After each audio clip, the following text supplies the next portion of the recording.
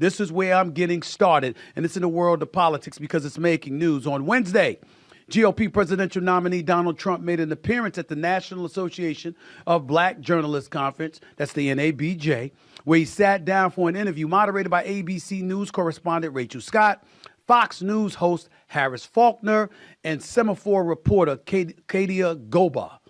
During the discussion with Trump, Rachel Scott's opening question to Trump was about his past racial comments, and needless to say, Trump had a noteworthy response. I'm not going to even interfere. I want y'all to see this for yourself. Let's go to the videotape. Play tape. You have pushed false claims about some of your rivals, from Nikki Haley to former President Barack Obama, saying that they were not born in the United States, which is not true. You have told 4 congresswomen of color who were American citizens to go back to where they came from. You have used words like animal and rabbit to describe black district attorneys. You've attacked black journalists, calling them a loser, saying the questions that they ask are, quote, stupid and racist. You've had dinner with a white supremacist at your Mar-a-Lago resort.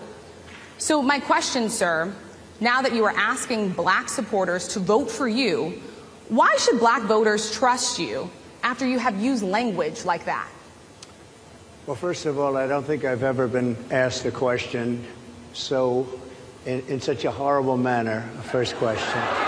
You don't even say, hello, how are you? I love the black population of this country. I've done so much for the black population of this country, including employment, including opportunity zones with Senator Tim Scott of South Carolina, which is one of the greatest programs ever for black workers and black entrepreneurs. I've done so much, and, and I say this, historically, black colleges and universities were out of money. They were stone cold broke, and I saved them, and I gave them long-term financing, and nobody else was doing it. I think it's a very rude introduction. I don't know exactly why you would do something like that. I have been the best president for the black population since Abraham Lincoln. Wow. Well, you heard Trump there. And there have been many questioning the decision to have Trump at the conference at all, including my friend Roland Martin, as we discussed on yesterday's show. The decision was also denounced by Black Enterprise CEO Earl Butch Graves Jr., who decided to withdraw from his appearance on a separate panel discussion at the conference. Before I even get into that, let me say this about what Trump had to say just now, or what you just saw him say. I had no problem with the question that Rachel Scott asked. Rachel Scott is an outstanding reporter and correspondent for ABC. What she said and the question that she posed was accurate. You're showing up to the National Association for Black Journalists as a presidential candidate, particularly one on the conservative side where you know the vast majority of African Americans are not going to vote. You have to expect piercing questions that are going to make you uncomfortable. And instead of Trump responding the way I believe he should have, which I'll get into in a second, he showed his petulance, his belligerence, his immaturity, and his lack of leadership as far as I'm concerned in terms of being presidential and understanding the decorum that should come with the position. Now, here's the deal. If you are Trump, you're looking at Rachel Scott, you know what you should have said.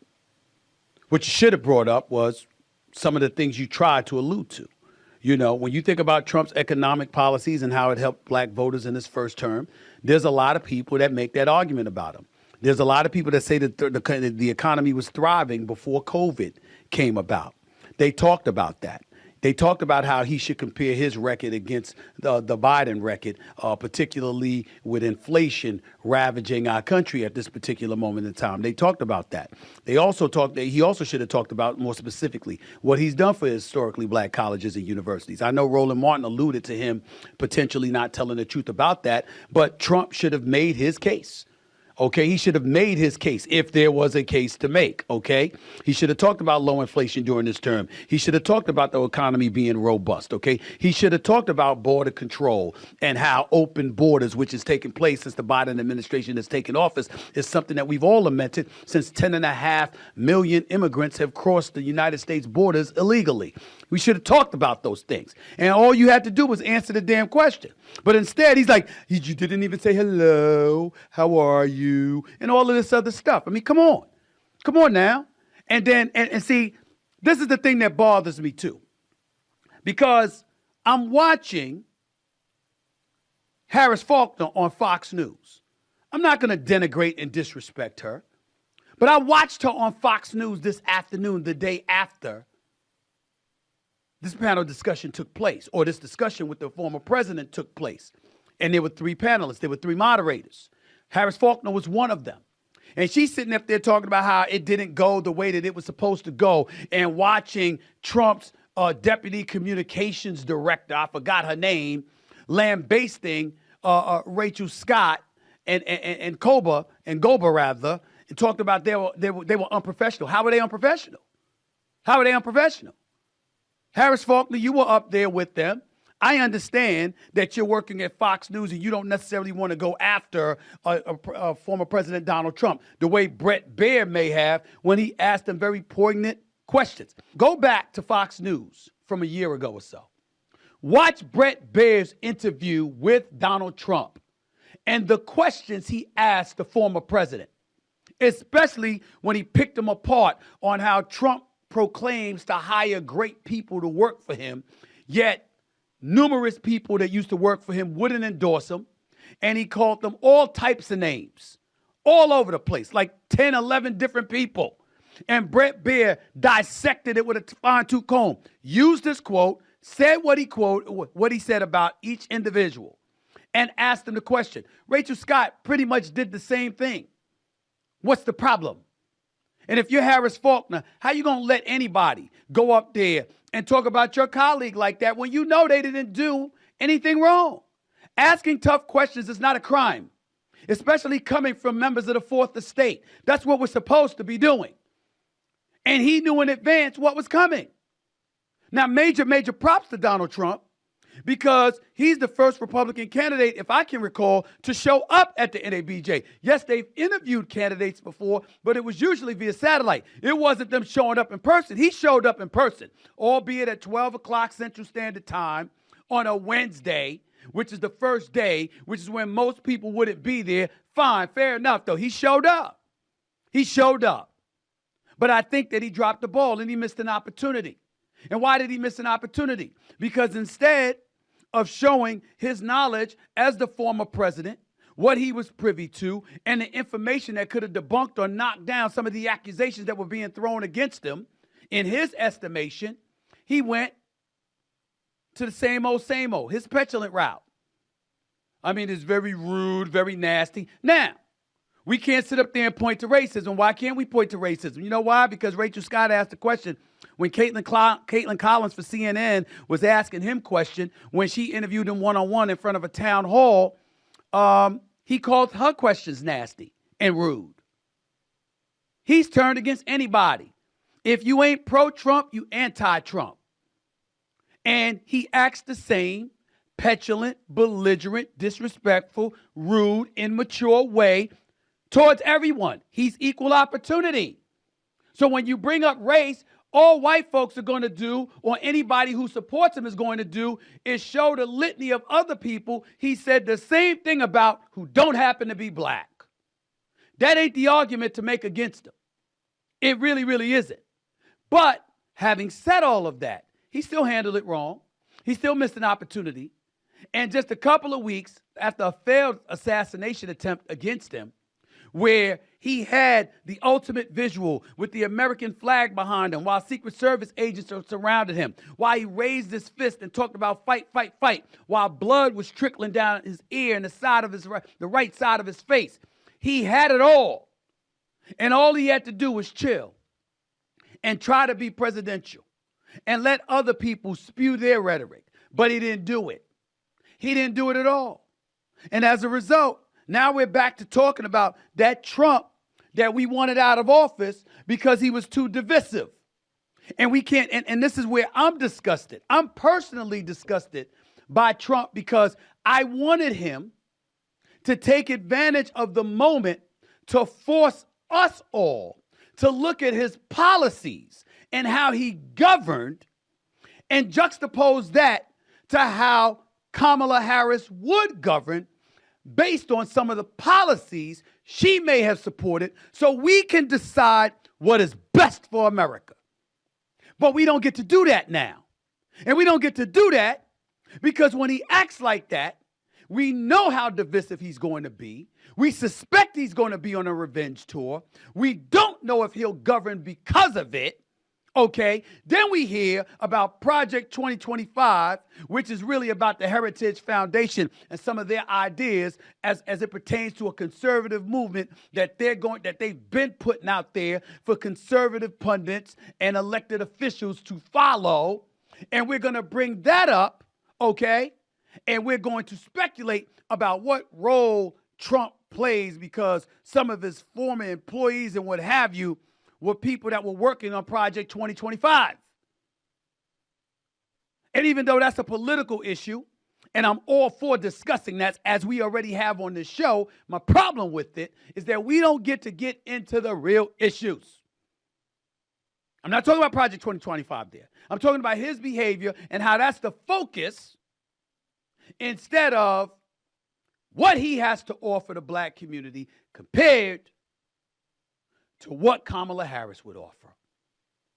Because remember in 2016, where Trump really, really made noise, is when he showed up, I believe it was in Detroit, Michigan at the time, and a bevy of other places. He looked at folks in the audience who happened to be black, and he said to them, what do you got to lose? In other words, the Democratic Party hasn't done anything for y'all. That's what he was saying.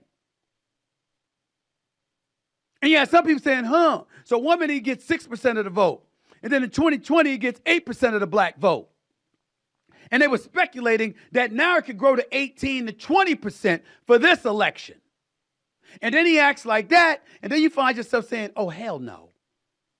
Hell no, we don't need more of this for 4 more years. We don't need this. We need an adult in the room. We need somebody who's going to govern. We need somebody who's going to act right. This is what pisses me off. Because he's gotten us away from comparing his record in governing to that of Kamala Harris, to us now focusing on his behavior. I'll get back to more of that in a second because that wasn't the only thing that Trump did. Don't let me get started with what he said about the vice president. I'll get back to that in a moment. Let me transition for a quick second to Butch Graves Jr. because he issued a statement. The CEO for Black Enterprise, he walked away from a panel discussion that he was supposed to have just this morning at the NABJ conference. And he issued this statement, quote, I must emphatically state that I disagree with the decision of the leadership of NABJ to develop a panel featuring one presidential candidate, in this case, Donald Trump, in a session that does not include any black media organizations and, for that matter, black male journalists. It appears that this panel was developed to accommodate the presumed Republican nominee and not potentially ask any of the difficult questions to garner responses that black people want, need, and deserve to hear. In fact, this decision was indeed one of folly and cowardice and not in keeping with the historic tradition of the NABJ and black media as a whole. Let me say this to you. I'm not going to say that the people up there weren't doing their job with the questions that they were asking. But I don't blame Mr. Graves for making his decision one bit. There is no excuse while at the NABJ that former President Donald Trump didn't have a representative from a black media organization asking him questions. There's no excuse for that. Zero. It's the NABJ. It's the National Association of Black Journalists. How can a black-owned media business not play a role in interviewing the president? That was egregious. He's right about that. He's also right about a man not being up there asking him the question. Just like it would be wrong to have 3 men up there asking questions, it's wrong to have just women up there asking Donald Trump questions. It's wrong. And it's yet the latest example of the thoughtlessness on the part of the NABJ. There's no way around that. That's how I feel about it. I completely understand where he's coming from because on far too many occasions in the past, I've looked at some of the decisions that have been made by the NABJ, and I'm like, what are you thinking? What are you possibly thinking? So I don't blame him one bit. I don't blame him one bit.